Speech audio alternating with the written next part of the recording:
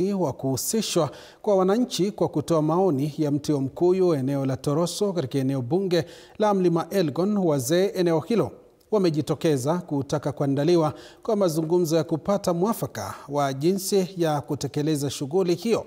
Kwenye kikao cha wazee wa jamii hiyo wakiongozwa na Edwin Ngaina, wanasema kuwa shughuli hiyo ni ya umuhimu mkubwa, kwani itasaidia kufutilia mbali laana zilizowekwa na wazee wa kale kwenye mti huo. Wameongeza kuwa walilazimika kufika mahakamani baada ya juhudi zao za awali kutaka kung'oa mti huo kugonga mwamba kutokana na waliopinga kwa kuwavamia. Wamewataka vijana wa rika la Gen Z kutokubali kupotoshwa kuhusiana na shughuli hiyo muhimu kwa jamii ya Sabauti, wakisema ilina muhimu kwa uwepo wa jamii hiyo siku za usoni.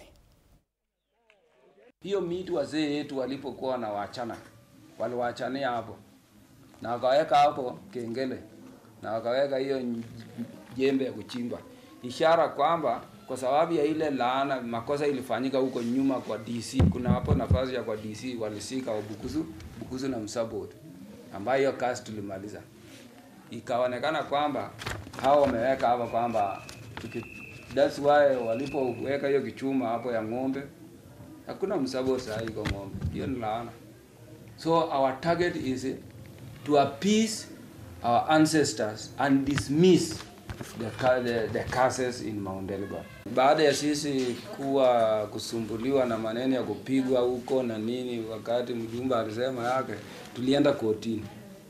Tukafika kotini, tulikuwa tunaomba serikali ipe security ili tuendelee na public participation kulingana na sheria ya NEMA ya kung'oa miti, na tukapewa order ya kusema mnaweza endelea na maneno yetu.